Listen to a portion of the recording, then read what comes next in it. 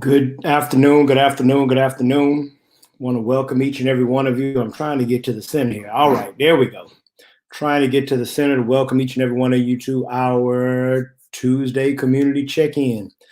I'm excited about this week's subject. Each week, I've tried to come to you with a different subject matter.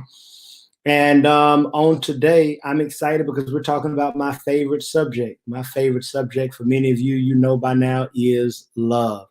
I want to talk about this word love later today when we get into the word. But for now, I want you to check in. I want to remind those of you who will catch this later, who won't be exactly live, that if you want to fast forward to maybe 10 to 15 minutes into this broadcast, then what you can do, matter of fact, I would just say about 15 minutes into the broadcast, we'll begin with our word and our prayer. But we're going to spend the first 15 minutes as we usually do, and that is by taking prayer requests, by taking praise reports, and by checking in. So wherever you are, would you please let me know how you're doing? It's good to see you, Miss Karen and Miss Jennifer Newby. Good to see you, Miss Gloria Martin, Michelle Gordon. If you all have prayer requests, I would love to hear them. We give a few announcements, but I'm going to let a couple more people come in before we get into the announcements. Before we get into the announcements, I'm going to give a few more people a chance to check in. What do I want to do? I want to just say welcome to our community check-in. Listen, while we're waiting for people to come in, I want to encourage you to join us on all our different platforms. We have several platforms, and these platforms have become more important than ever now that we are in this season of social distancing. So I want those of you who are following us, if you're liking, have already followed us, I appreciate you, and I'm grateful for you. Right here, all at the top, you see these ways that you can stay connected. Facebook, Fellowship of Love Church, of course, most of you are on the Facebook platform. But if you're on the YouTube platform and you don't follow us on Facebook, let me encourage you to follow us on Facebook as well. Also, if you have an Instagram, would you please at FOL Church us? Now, here's what I'm going to ask you to do. It's something our social media team has been asking, and I've got to find, I'm looking for our Fellowship of Love Facebook page. Let's see. Our social media has begun asking us to take pictures of us during worship, and I'm going to add during check-in. So here's what I'd love for you to do. If you are with us during check-in, excuse me, if you're with us during check-in, I want you to start taking your selfie of you and your phone. Well, if you can. If you're on your computer, then take a picture of you on your computer. If not, just take a selfie of you while you're checking in. And I want you to drop it. You can either drop it on Facebook with the hashtag community check-in. Let me drop a banner for you all, just in case you don't know how to hashtag.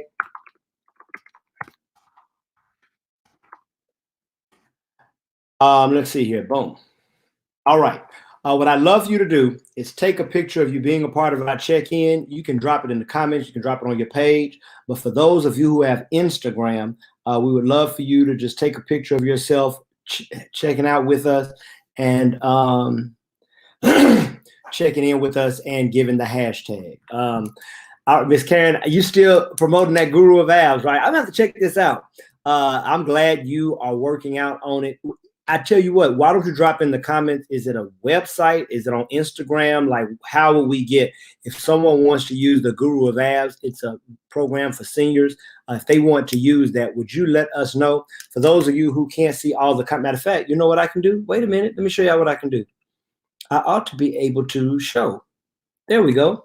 So for those of you who are seniors and you want maybe some low impact ways to work out, let me encourage you to Google maybe the Guru of Abs.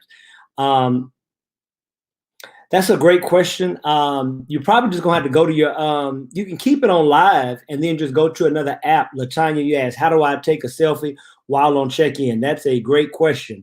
The way you can take a selfie while on check-in is just even, oh, you know what? I need to share.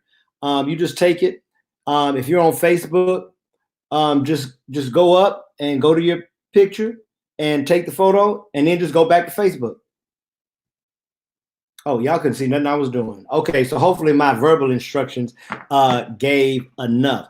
All right, what I would love to do is for you to pause right now. Let me find my little banner to tell you, if you've not taken a moment to share, that's what I'm about to do. I'm about to take a moment to share. Thank you all so much, Gloria, Cassie. I see that you've already shared. I'm going right now to Fellowship of Love page so that I can share this live as we speak, because obedience is better than sacrifice. So would you please, whatever you're doing, pause what you're doing. We're still checking in. I'm looking for your prayer requests and your praise reports. But if you would just take a moment to share this live wherever you are. Here we go. And I'm going to share, and I'm going to say check in with me. Great, this time flies. It's already 12:08. Okay. Now, thank you so much, Cassia. Let me put these names down.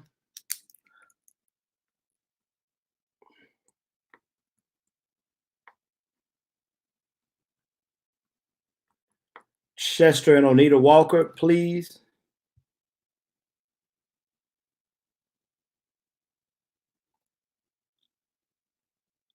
Chester, Onita Walker, Uncle Henry,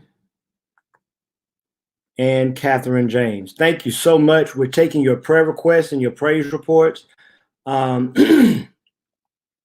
We're taking your prayer requests and your praise reports. Wherever you are, whoever you are, I'd love to hear from you. I'd love to know you're doing well. I'd love to know you're doing okay.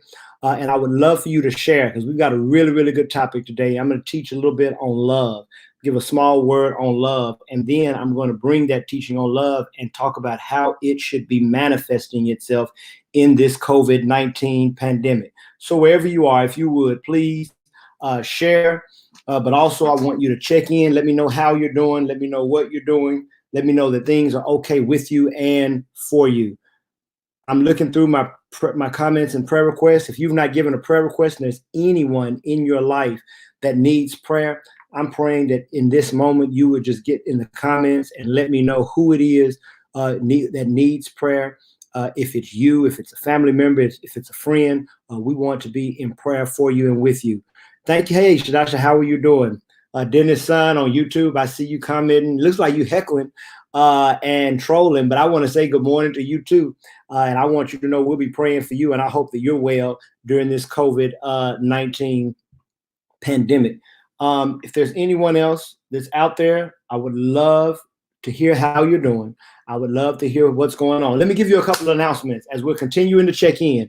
Please continue to check in. Let me find my banner to tell you to check in. There we go. How you're doing. We want you to continue to check in. Let me give you a couple of announcements. First and foremost, I would love for you to check us out in our Live in Love groups. Another way that we're staying connected during this time, and we are being attentive to our spirituality during this time, is Live in Love groups. Our Live in Love groups are going. This will be actually the third week. We've only got this week and next week left for this season of Live in Love groups. We're only doing a 4-week period just to connect, but they've been excellent. We're on Zoom. Yesterday evening at 7, we had our couples Live in Love group. Today, we asked the question, how do we keep hope alive? We have our Live in Love group on Hope. On Wednesday, there's a Live in Love group called Prevail. And on Thursday, there's a Live in Love group with talking about African Americans and the Bible, how we've dealt with, interpreted the Bible. In fact, it's from this book that I bought, because I'm excited. I'm not leading the group, but I try to make the group. But it's called The Talking Book by Alan Dwight Callahan. It's a phenomenal book that I'm interested in cracking open and reading. And Saturday mornings at 8, we have a fitness Live in Love group. You can join JJ Sylvain, our worship leader, as he leads a fitness Live in Love group. They've been having fun Saturday mornings at 8. We're going to be talking about love in just a minute, but I want to give you about 3 more minutes to share. I want to give you 3 more minutes to share how you're doing. I want to give 3 more minutes to share your praise reports. I want to give 3 more minutes to share your prayer requests. but I also want to give you 3 more minutes to stop and share this on Facebook. I would love for us to get to 20 shares today. We'd love for us to get to 20 shares today. And so whatever you're doing, would you just stop? Even if you can't stay all the time, it still helps to share, because what happens is even as you leave, the word that will be uttered forth on this platform will be able to be spread to your friends and your family. So please join us and continue to share in when you can. All right, I'm looking at, isn't it?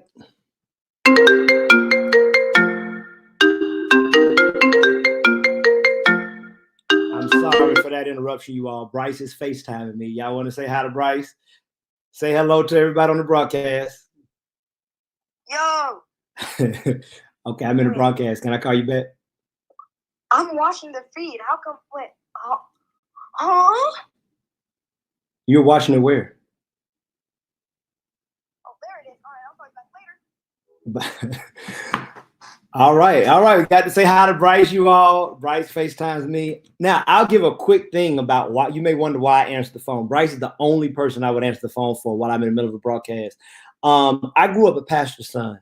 You know, I always love stories. I grew up a pastor's son. And one of the things that was glorified in our church community that I do not think should be glorified is we glorified somehow pastors being absent from their family.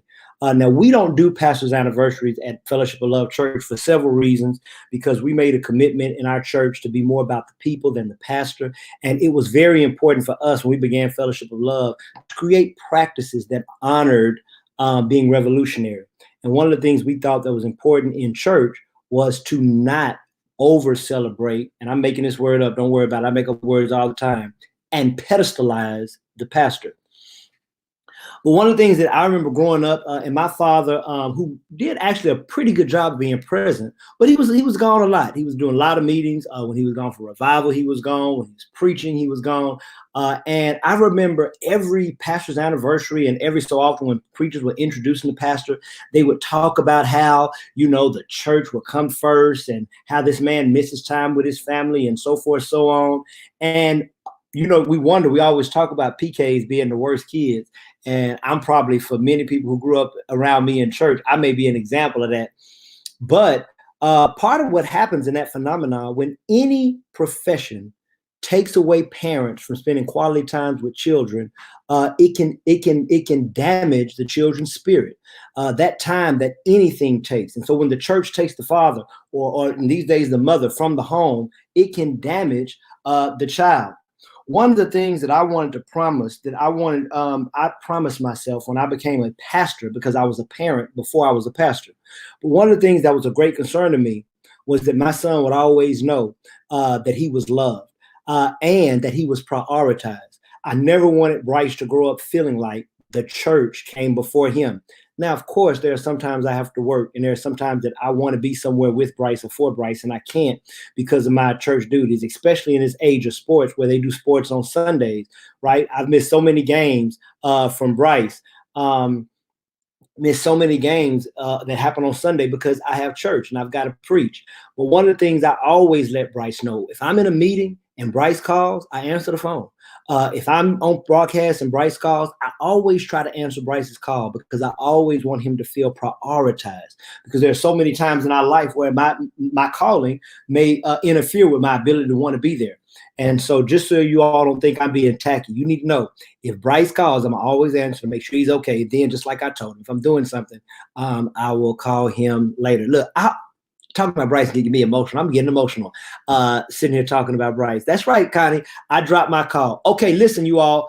I want to make sure I have all prayer requests. So if you've not given a prayer request, you don't have to be a member of Fellowship of Love. If you're on our feed right now on YouTube or on Facebook, please drop prayer requests and or praise reports. I'm about to transition, talk a little bit about love right now and how it should manifest. And so before I talk about love, I'm going to give one more plea, because I really, really believe this is going to be good. And if you're a Fellowship of Love, you've heard some of this because, you know, when you're teaching on certain concepts, the best thing you can do is to repeat, and repetition is the clue to learning. But what I want you to do before I begin this conversation on love, I want you to share this because I think this is such a critical conversation we're about to have this week.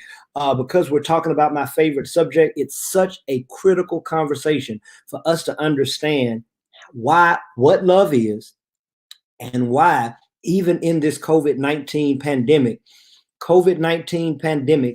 as any pandemic, as any catastrophe, as any calamity does, offers us a profound opportunity to show our love, even in small and pedestrian ways. I want to talk about love. So I want you to share. I want you to share because I believe that there are people in your sphere of influence who need to hear about this. All right. So I'm trusting that you're sharing. I'm trusting that whoever God needs to hear this will hear this. And we're about to go. I grew up in the church, and one of the things that I grew up hearing throughout the church, I'm a church baby, revivals, things like that. I would oftentimes hear about preachers talking about the 3 Greek words for love. That when we studied the Greek has 3 words for love. And they would always kind of pretty much simplify it like this. They would say there's agape, which is God's love. There's philia, which is kind of like brotherly and friend love. And then there's eros, and this is how I was taught it, which is kind of sexual and erotic love. Now, I would hear that all the time growing up. Now, I probably went to church more than most because my dad was a pastor. There was nothing for us to go to Sunday school at 9:30, go to church at 11 o'clock, go to somebody's choir or nurse's annual at 3 o'clock, 3:30 or 4, and then listen to this, and come back to church at 6:15 for BTU. And then somebody was in revival, we were there. So listen, I probably had more church than most, but I can remember that's probably one of the reasons Fellowship of Love, we don't stay in church long. Because look, y'all, when I became a pastor, I'm just being honest. Don't be too holy for this. I'm being honest. I didn't want to be in church all day long. I've had enough hours in church, I think, to last a lifetime. And so I didn't need to keep people long. So one of the things we try to be intentional about at Fellowship of Love is being short. But I grew up in church. Three Greek words for love that I heard: agape, God's love; philia, friendship or brotherly love; eros, sexual love or eroticized or erotic love. It is where we get the word erotic. Now, when I went on to seminary and I had to learn how to read Hebrew and learn how to read Greek, believe it or not, over the course of my life, I think I've learned how to pass tests on at least 4 different languages, of none of which I can read right now.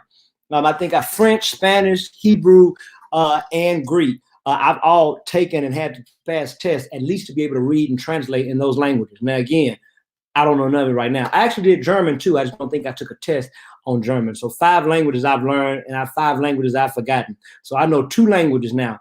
English and Ebonics. Come on, don't be too holy. That was a joke. I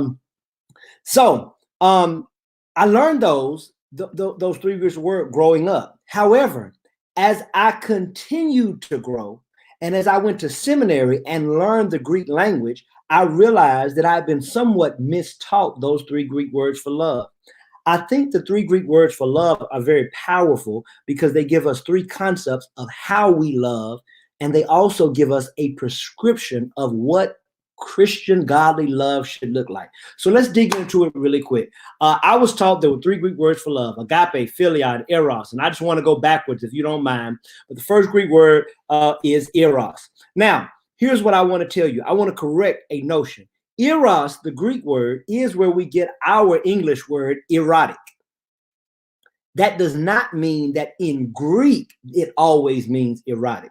That's what's called an anachronism. It means we are trying to take what eros means in our time, in our language, and because it stems from eros in another language, we put meaning from our time and our language onto what it meant in that time and in that language. And if you study Greek culture, Greek writing, Greek reading, do I have my book? I do not. I don't have, maybe, is it in here? Yes. One of the ways we know, one of the ways we can identify that Greek eros does not always mean erotic is because we can go back and look at Greek texts, right? Plato was written in Greek, one of the great philosophers. And he has a whole book. This is a volume of many of his books, but he has a book called The Symposium. The Symposium is a small book that he wrote. but the symposium is all about the subject of love. You know, if you've ever heard me, you know that I talk about this all the time, and I encourage you all to read the symposium. It's an interesting Greek. Plato's hard to read, but very interesting and intriguing.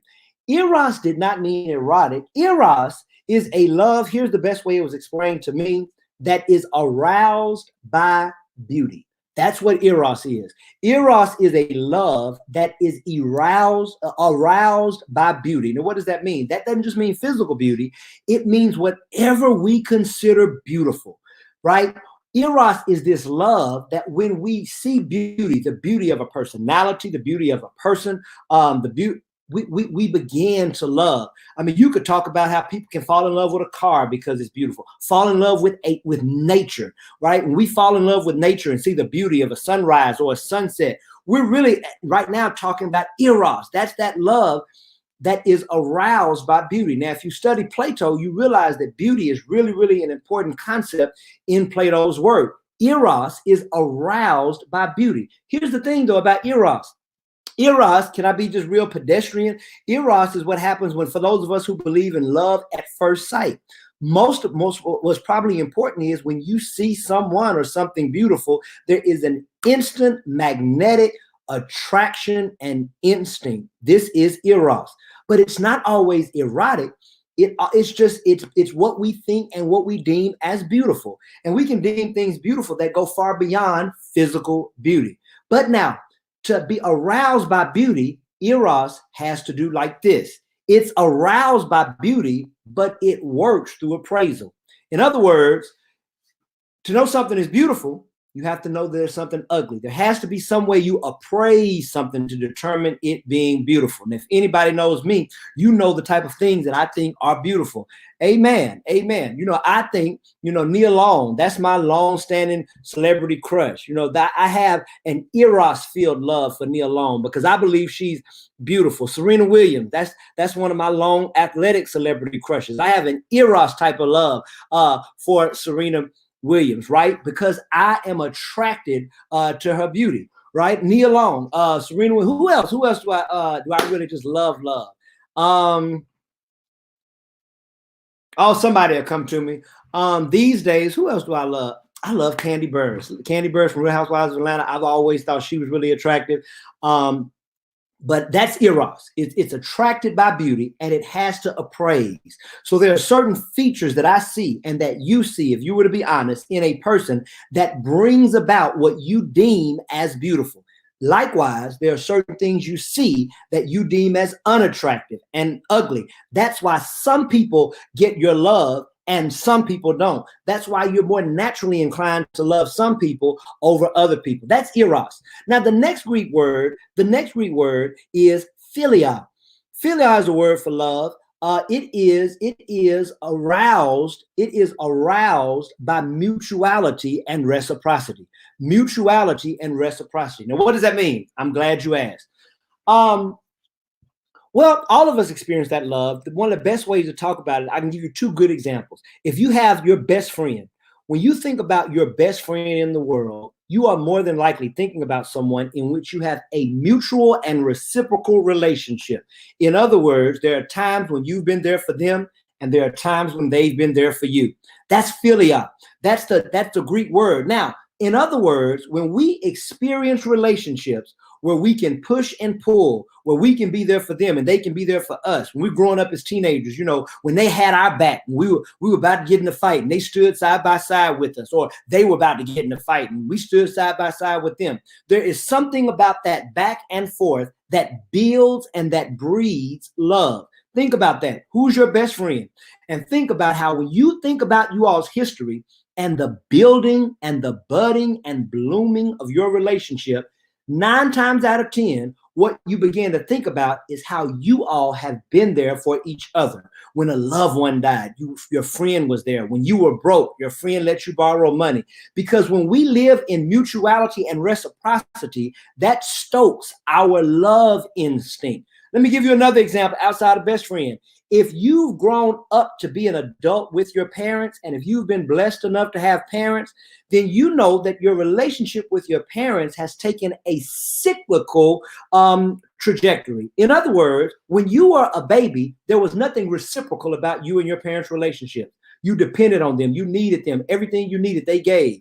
However, when you become to grow up, you realize that as an adult, you begin to be there for your parents, kind of like they were for you. I find myself as an adult, me and my mom exchange times lecturing each other. She's looking out for me and wants the best for me. But also, I'm looking out for her now and I want the best for her. So I'm calling her, Mama, are you staying in the house during COVID-19? And I'm giving her lectures about what she should be doing. And if you've ever grown to have to care for your parents, there is something about the love that grows. It grows deeper because as you get older, there's mutuality and reciprocity. And so even our love for our parents grows as we get older because the dynamics grow. And it's not just a one-sided relationship. The mutuality and the reciprocity breeds and it broods love. All right, that's philia. Now here's the thing. Just like eros, it is aroused by mutuality and reciprocity, but it works through appraisal. In other words, you appraise who you have a mutual relationship with. That's why that person that always takes and never gives is not as close to you as the person who has a mutual and reciprocal relationship with you. Right? Because we can appraise, we can decide who lives in reciprocity with us and who's always taking. Now, for some of us, we might be the person taking all the time. So it's just fine. But those relationships that have mutuality, and this is why philia takes the form of why people translate it into brotherly love or friendship love, because it is aroused by mutuality. I spelled mutuality wrong. Let me fix that, y'all. Pray for me. Let's fix that. Was anybody gonna come on here and tell me that I spelled that wrong? Here we go. All right, there we go. Aroused by mutuality and reciprocity. I've got Miss Ruby Oakley. Thank you so much. I'll be praying, Cassie. I know you were gonna say something. Amen. Y'all, I'm not too big. Y'all can correct me right there in the comments. My shoulders are big enough. Now, so philia is aroused by mutuality and reciprocity, but it works through appraisal. We have to appraise. Now, here's agape, and then I'm gonna turn the corner here. Agape is the third love. Agape is the third love. Agape is what we consider God's love. Now, listen to this. Listen to how agape works. Agape is aroused by being.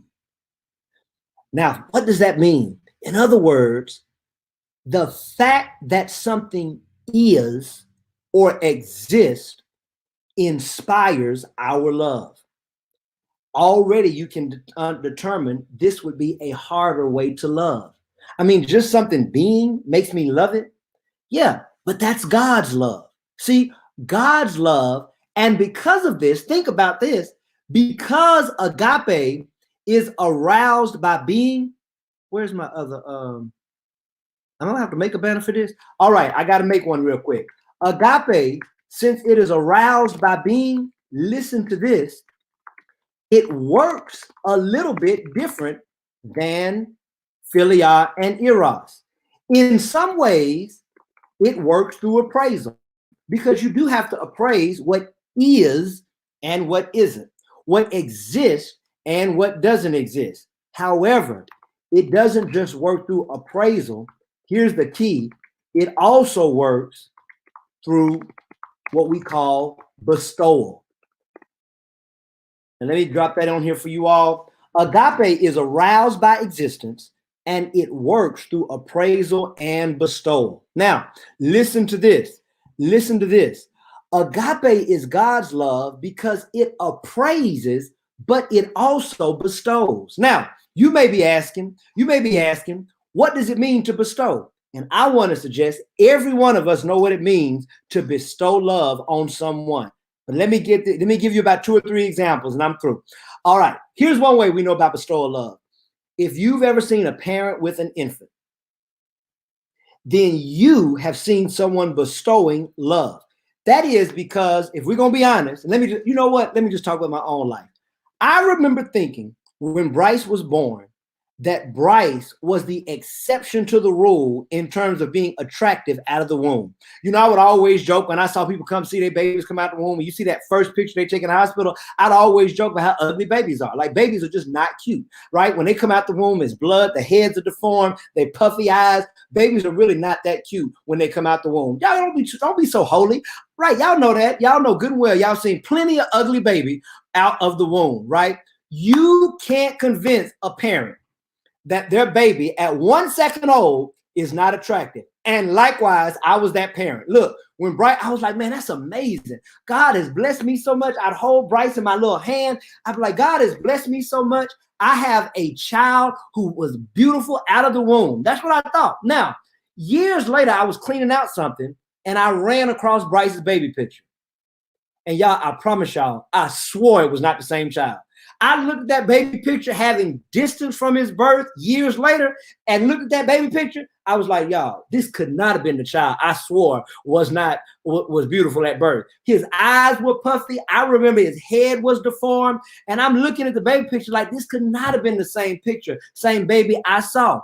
Because there's something about a parent when you see your child, listen to this, you put beauty on your child that isn't there. All right, that might not work for you. Here we go. Let's say you've met the person you ended up falling in love with. If you've been in love, put a heart in the comments. If you've ever been in love in any kind of way, put a heart in the comments right now. If you've ever been in love, that's what I want you to do. I want you to put a heart in the comments, because if you've been in love, you've had this reality. You meet somebody, you call your homeboy, you be like, man, I met this girl. She got everything, man. Everything I like, you know, her skin is pretty. She's got all the right curves. Now, if for me, all right, I'm really about to, y'all gonna talk about me so bad. I like a woman who's bigger waist down than waist up. That's just me. So I'm calling my boy, oh man, she's fine. You know, I like people who are bottom heavy. Amen. Praise the Lord. Y'all don't be too holy. Now, so you call somebody and you tell them, right? And then you say something like, you know, or for women, that's right, Miss Jolly, you still are in love. Praise the Lord. She's in love with my mentor, Reverend Michael Jolly, Pastor Michael Jolly, one of my first mentors in my life. And beautiful wedding, beautiful couple. But when we first call our homegirl and tell about that guy, we might say, oh, he was tall and he drove such and such. He had a good voice. He looked good, so forth, so on. But let's just say this person we like so much had a big head. So when you call, you're talking about your little love and stuff like that. And guess what you do? You say, you know, oh, yeah, you fine. Oh, everything. He did have a big head, though, right? Because you're appraising. When we first meet people, we appraise, right? But now everybody knows this experience. At some point, the same big head that was the only flaw of that person, if you've ever fallen in love, you know that at some point it comes like this. You'll be looking, maybe you'll be missing your person, and you'll be like, you'll be looking at him across the room, and you'll look at him, you'll just look now, and now you're looking at him like, that's my big head baby. Look at him over there talking with his big head self. Yeah, because there's something about falling in love with them, listen to this, that then even begins to make their flaws attractive. I learned something about this in college. I can't give too many details because her mama or her might be on here right now. But many of you all know it's no secret at Fellowship of Love. My high school, my college sweetheart was a girl named Kiki from Dallas. Now, y'all, Kiki's married. I promise I'm just using this as an example. Kiki's happily married, beautiful family, a great husband. But I don't know him, but from all I know about him, he's a great husband. When I thought Kiki is probably one, at that time in my life, one of the close to perfect things I could find in a woman. I just thought she was the best everything since sliced bread. I was deeply, deeply in love. Even through all my football playing at Morehouse, everybody on my football team knew who my girlfriend was. She came a couple of times to Morehouse to watch me play, would visit. Love Kiki, love Kiki, love Kiki. Kiki had one flaw. I'm not even telling. She had one what would be considered a flaw in my mind. And I knew it. I knew it through high school. I knew it in college when we were going together. I'm not going to say what it is, but if you've been in class with me before, you probably know. But here's what's interesting. I never forget one time being at Morehouse, and I was missing Kiki. And I was doing what people in love do, you know, looking at the clouds and wondering if this was the same sky she was looking at as we were so far apart, you know, stuff like that, just dreaming, all in love. And I never will forget, it hit me all of a sudden. I was like, thinking about all the great things I missed. And then I thought about the one flaw that she had. And next thing I knew, I was like, I missed that too. I just want to experience her, flaws and all. I want all of, I miss her. Because at some point, my love had made that which was unattractive at first attractive. That's what it means to bestow.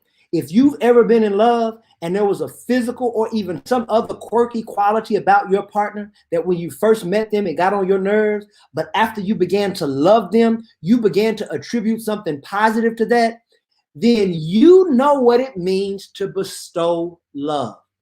Now, here is what's so interesting. And here's the heart of this message. Here's the heart of this message. That's how God loves us. God bestows love. Just like the parent can see an unattractive infant, but their love is so pervasive in their spirit that it makes the unattractive attractive. Just like the person who is in love with their boyfriend, their girlfriend, their husband, their wife, they are so in love that what was unattractive to them at first has become attractive. That is because the love in them is bestowing beauty where it previously was not. That's how God loves us. God looks at us in the midst of our wrong, our failures, our flaws, our ugliness.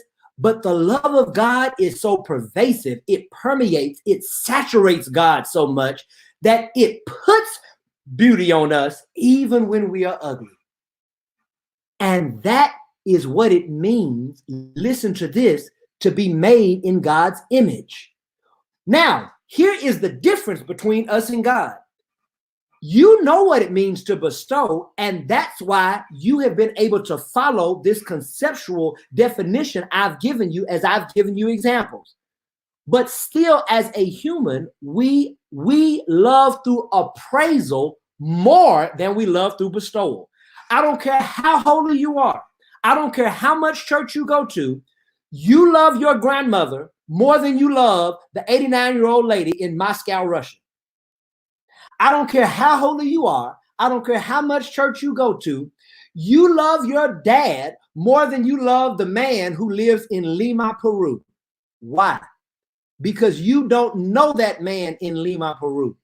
You don't know that woman in Moscow, Russia.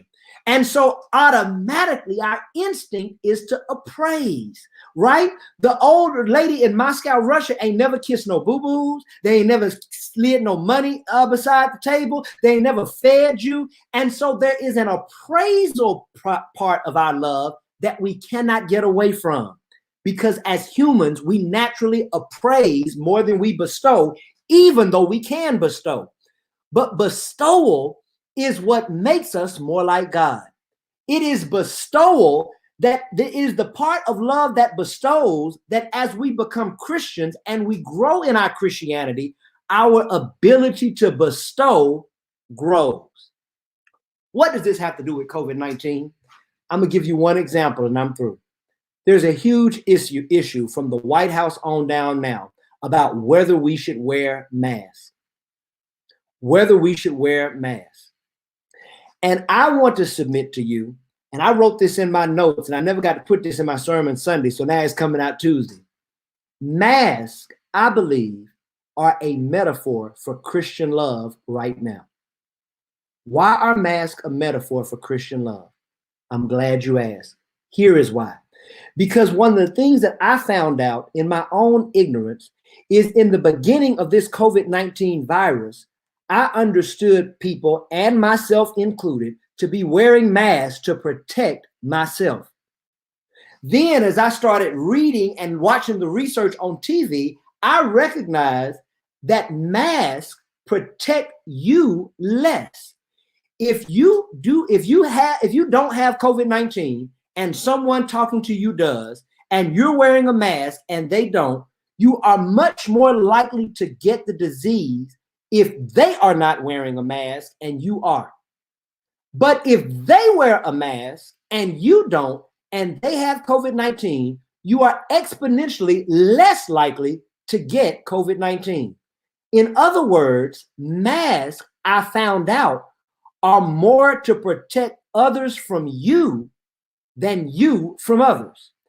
And so my decision to wear a mask, if I understand that, is more about me protecting the public from me, not protecting me from the public.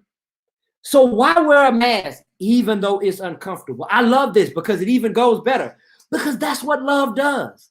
Love gets uncomfortable for the benefit of the other. Shame on the Christian who in 2020, as there is a disease that we don't have a vaccine for or a treatment for, who will not wear a mask to protect others. This is the type of love that needs bestowal.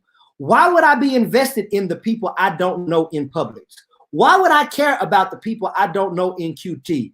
Because if I am invested in agape love, my love for them is aroused because they are, because they exist. Their existence alone is enough for me to love them. Their being alone is enough for me to love them. And I don't have to appraise who they are, what color they are, what religion they are, what beliefs they have. I'm going to bestow love on them because I am aiming to live like, be like, and look like God. Yes, the mask is uncomfortable. Yes, it makes my ears itch. Yes, sometimes it's hard to breathe. But in a time where here's what's key about this disease, I may have it and not know it. 40% of the people who get COVID-19 get it from someone who was not showing symptoms. So right now, there may be somebody looking at me feeling good and infected. And since I may not know if I have it, then my love instinct has to pull up and has to push up in me, and I need to act as if I do. If I'm acting as if I do, I've got to find a way to love people I don't even know enough to protect them from myself. Masks are a metaphor for Christianity, because when I think about what God did by coming down to on earth from the CEO office of eternity, I think about a God who got uncomfortable on a cross so that you and I could have a life and have it more abundantly. That's God. That's Christianity. And the child of God who is invested in trying to look like God, be like God, walk like God in 2020 will wear a mask over their face in public until we know how to trace, until we know how to test, until we know a treatment, until we know a vaccine. Yes, it may be uncomfortable. Yes, you might be all right. But masks right now are a metaphor for Christianity because it is the opportunity for you to leave your comfort zone and love someone you know. Leave your comfort zone and love someone you don't know. And that's what I want to implore you to do on today. I pray that if you love God and you love others, that you will wear your mask in public. We need people right now to love better. When I look and I see all these people less than 6 feet apart and I see them not wearing masks, my heart cries out, not because of not just because of the infection. But what I see is a lot of people who don't love each other and who don't love themselves. That's the dilemma. That's the saddest part about when I looked at Memorial Day and saw party after party and person after person. It dawned on me that we are living in a loveless world. And if our world is to become more loving, it starts with us. It starts with me. It starts with you wearing a mask. All right. Listen, we got to pray. Thank y'all so much. I talked entirely too much and too long, but when I start talking about love, y'all, this is my favorite subject. I promise y'all I won't be this long Thursday. I'll be doing another part on love. I'll be talking about love a little bit more, but I hope this has helped somebody to understand how to become more loving like God. We become more like God when we learn to give and exercise and live in a love that bestows. You ought to work on that. I want you to work this week on trying to love someone you don't know. I want you to pay it forward for a stranger in the drive-in or a drive-through. Find a way to continue to practice loving people that you don't know. Because in practicing that type of love, you practice Christian love. Every head bowed, every eye closed. I hope you've shared this. If you haven't, go ahead and share it anyway, because again, even if people didn't get in the beginning, once you share it on your page, it gives people the opportunity to see this and experience it on their own. God, today we love you and we honor you because you are our God and you are the creator of our world. God, you hold us in your hand right now, God. Right now, God, you are making sure breath is going in and out of our lungs. Right now, God, you are making sure blood is pumping in and out of our heart. Right now, God, you've given us another opportunity and another day and another chance to live our lives better, to grow to higher heights, to accomplish goals that we've not accomplished. And so, God, right now, I pray right now that if there's a man and woman that can hear my voice, I pray right now that they would submit their life to you. If there's a boy or girl who can hear my voice, I pray right now that they would submit their life to you. Today, God, as we talk about love, I'm praying that someone will attempt to love better and love harder. I'm praying that we would take heart to the fact that love should not just appraise, it should bestow. That love should somehow try to put beauty on things that are ugly, try to make attractive things that are unattractive, and try to make people worthy and valuable, even when they've not given us a reason to be worthy and valuable. God, that's how we love the stranger. That's how we love people in public. That's how we love people who don't look like us, think like us, act like us, believe like us. When we begin to bestow love into people and onto people. God, I'm praying for the people who've been called by name today, God.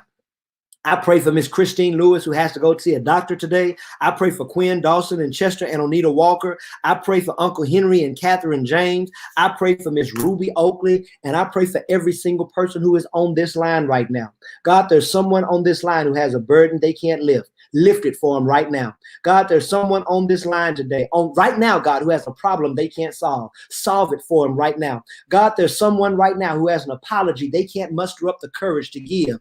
Give them the courage, God, to give it right now. There's someone right now who has a grudge they don't have the strength to let go. Give them grudge breaking strength right now, God. God, I'm praying for someone who's physically sick. Touch bodies and touch organs right now. Heal and deliver from disease right now. Forgive our sins that we've made decisions and done things we shouldn't have done and could have done better. Lift the burden, the power, the penalty, the presence, and the price of sin from us right now and help us to live better. God, I pray for every leader in every capacity right now.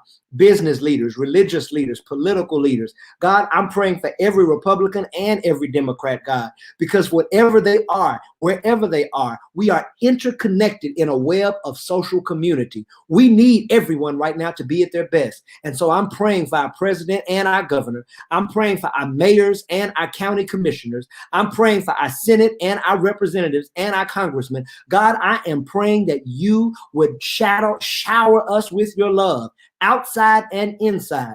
I'm praying that people who were not valuable to us will become valuable. I'm praying for the poor, the lost, the least, the last, the looked out, the leftover, and the left behind. Move, God, like you've never moved before. Bless, God, like you've never blessed before. God, I'm praying for an opportunity to roll down someone's street, to bowl down someone's alley. I'm praying that someone will get unstuck.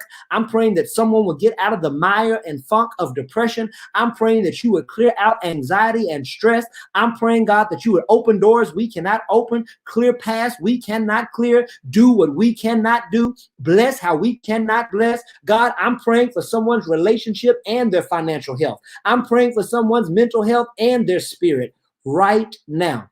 I believe that you are a God who works miracles. And so work a miracle right now in the next 24 hours for someone listening to this prayer.